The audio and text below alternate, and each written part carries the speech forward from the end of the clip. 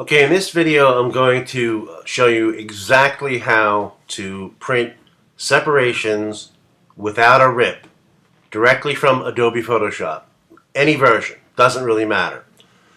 I'll be using Photoshop CS6 initially, which is identical to Photoshop Creative Cloud, and then I'll be switching to Photoshop CS5 and printing separations directly from CS5 without a rip is the same as CS4 and CS3. That's really as far as I'm going to go back in any video, as these versions of Photoshop prior to CS3, they're just too old.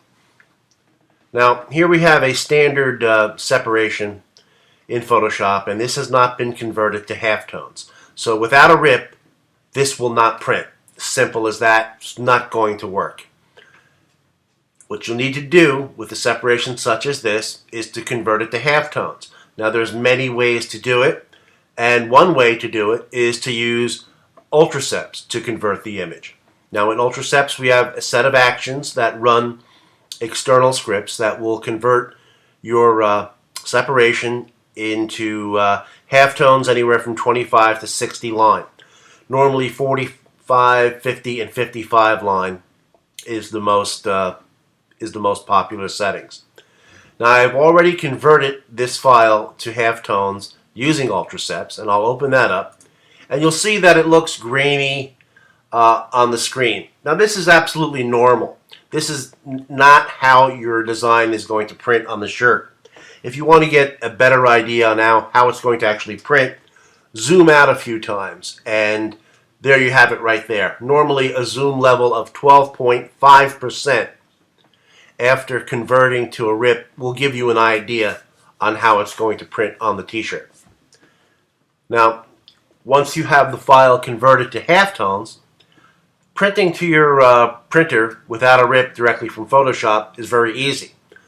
First thing I want to point out, however, is in the channels palette, the only channels available and active are those needed for film output, okay?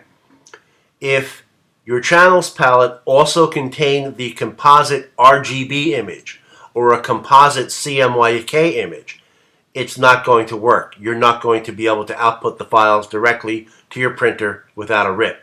So make sure the only channels in your channels palette are those required to actually image your films with and burn your screens. Once you get it to this point, just go to File, Print, and the print settings box will pop up.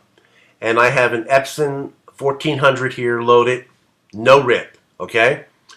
The most important thing to change here is next to color handling. This must be changed to separations. Now, if for any reason you cannot change color handling to separations, this would indicate that you have not deleted the RGB channels in your channels palette. Now, QuikSeps will handle all that for you. It's not going to allow a conversion to retain its RGB channels, but if you're doing this on your own somehow, you'll need to make sure those RGB channels are gone. Now, after changing your color handling to separations, it's a good idea to scroll down here and select labels. So at least this way, each film gets printed with the color intended for each screen. So you'll know what you're doing once you get it on press.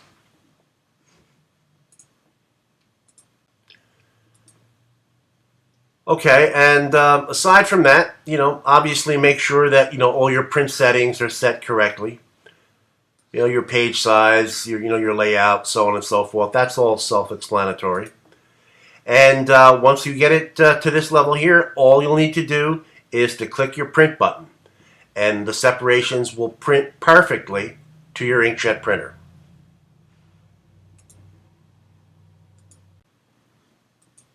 Okay, now let's switch to Photoshop CS5 to print the same document. And as I said, CS 5.1, CS4, CS3 will all be the same. So now we've already have our document converted to halftones, and now we're going to go to File and we're going to choose Print. Now in CS5 and earlier, The print dialog box in Adobe Photoshop is slightly different. What you'll need to do is there's a little scrolling box in the upper right hand corner, and you're going to have to select color management. After selecting color management, under color handling, you'll need to change that to separations, which is essentially the same thing we did in Photoshop CS6, but everything is on the same screen. After selecting color management and changing this to color to separations, then you can go back to output, and you could select labels here, and do whatever you need to do to set your printer correctly, and so on. And then just click print, and each one of these separations will print perfectly to your inkjet printer without a rip.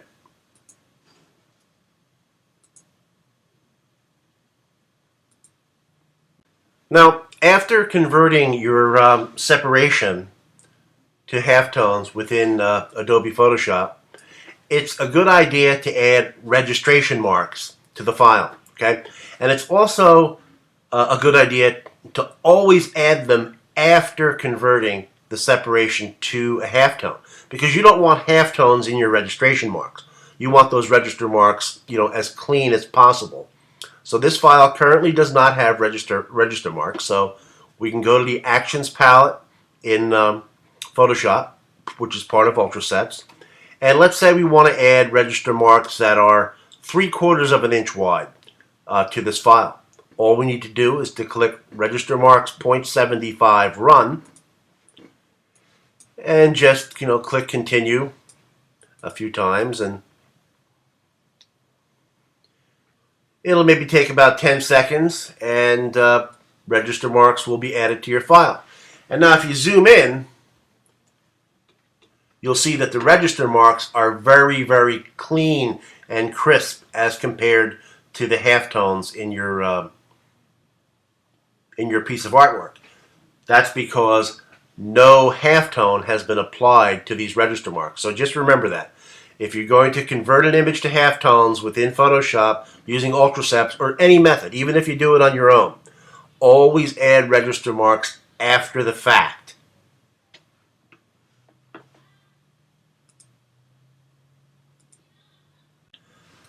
Okay, now, although I've shown you a very unique way to print halftones directly from Photoshop without a rip, with the use of QuikSeps, because unlike other methods, QuikSeps has the unique ability to retain your separation in the channels palette with screens already applied.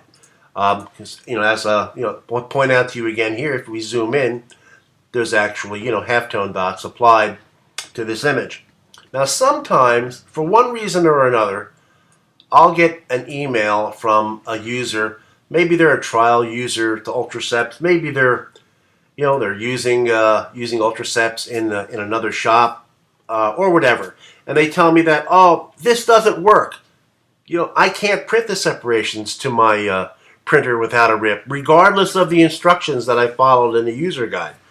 So what I tell these people, as opposed to getting involved in a lot of discussion back and forth, is to what's called split the channels.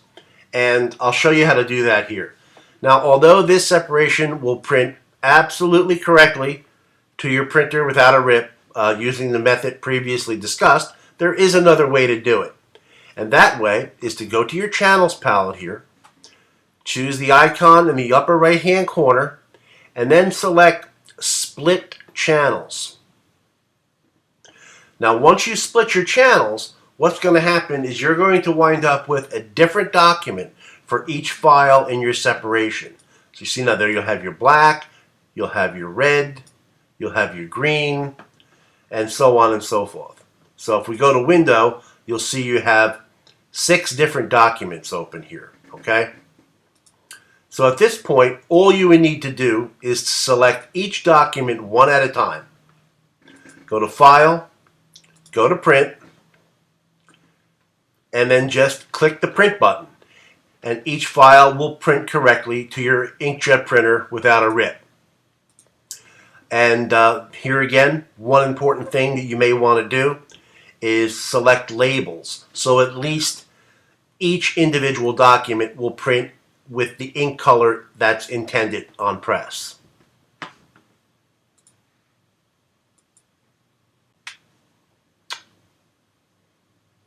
And that's it. That's how you print separations directly to your inkjet printer without a rip.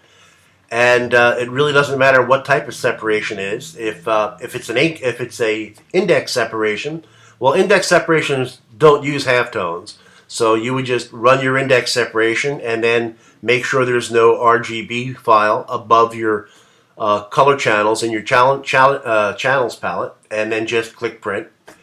And if it's a solid, let's say hard spot color separation, and let's see if we can open up one of these, and I'll give you an idea. Let's say if it's a file such as this, you wouldn't need to even play around with your, converting this into halftones, okay? Because everything is just a solid color. But what you will need to do is you would need to delete the RGB channels. And I'll give you an example here. Now let's say we want to print this, and we have 4 spot colors here. Spot color 1, 2, 3, and 4, which is the light blue, yellow, dark blue, and the black. Now if we go to File, and we go to Print, and let's change this to an Epson 1400, and next to color handling, you'll see that you can't select separations. The reason for that is because the RGB channels are intact. Now watch what happens when we go back and we delete the RGB channels. And now we'll go to File, we'll go to Print, and now next to color handling, separations is able to be selected. And that is because the RGB channels have now been deleted. And that's about all I could say. And if there's anything I can help you with further, if there's something you don't completely understand, just drop me an email to info@ultraceps.com. Thank you very much.